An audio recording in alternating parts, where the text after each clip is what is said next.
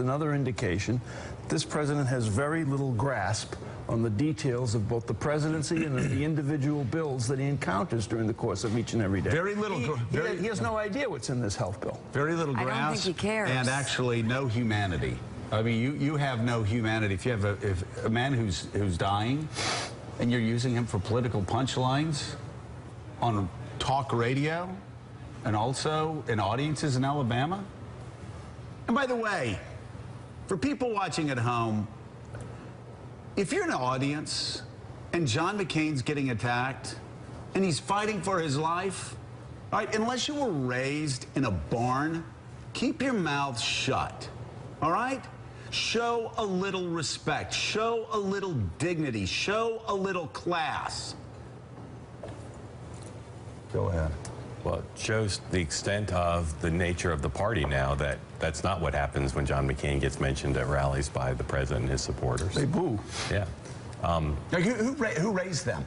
Who raised these people? Because I guarantee you, I was raised in the same region, in the same socioeconomic background, going to the same Southern Baptist churches, going to the same public schools, going to the same public colleges, state schools that these people went to. So why ask? Who raised these people? Who have they become that they would boo a man who is fighting for his very life? And has served the country for and decades. has served this country in uniform, who is a prisoner of war for this country, who was actually told, you know what? You can be released from prison because your father's really powerful. He's a powerful man. And so just walk out of the prison, go home. You can be reunited with your family. We'll stop beating you. We'll stop putting scars on your back. Go home. You will be freed. And John McCain said, for those of you booing John McCain right now and are too ignorant to read a book, John McCain said, no, I'm not going to go home until all my men go home with me. You should keep your mouth shut, and you should go home, and you should talk to your children, and you should tell the story of John McCain to your children, a man who served his country in uniform when he could have done what Donald Trump did. He could have avoided the draft. His father was one of the most powerful men in America. He could have stayed home like Donald Trump, and he could have chased models.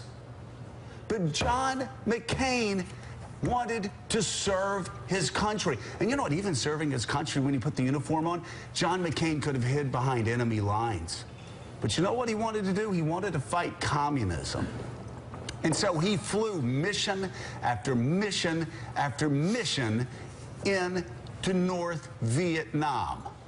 And when he got shot down, and when he got beaten, and when he got abused, to such a degree that the man can't even raise his arms up to his shoulders, he got thrown in prison, and he refused to leave. Because John McCain said, I will not go until every one of my men go with me. Do you have the character to do that?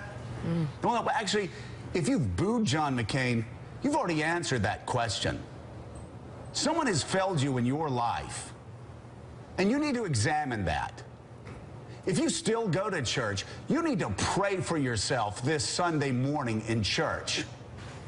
And then when you get your head screwed on right, and you start putting humanity ahead of politics, against of stupidity, against of the tribalism that is destroying this country, then go home and tell your children the story of John McCain and what he did when things got tough, and how he put others ahead of himself, ahead of his safety, even ahead of his freedom, ahead of his life. And if you can teach your children that lesson, maybe they will grow up to have a little more character than you. And if that is the case, then maybe there will be hope for this country yet. We'll be right back.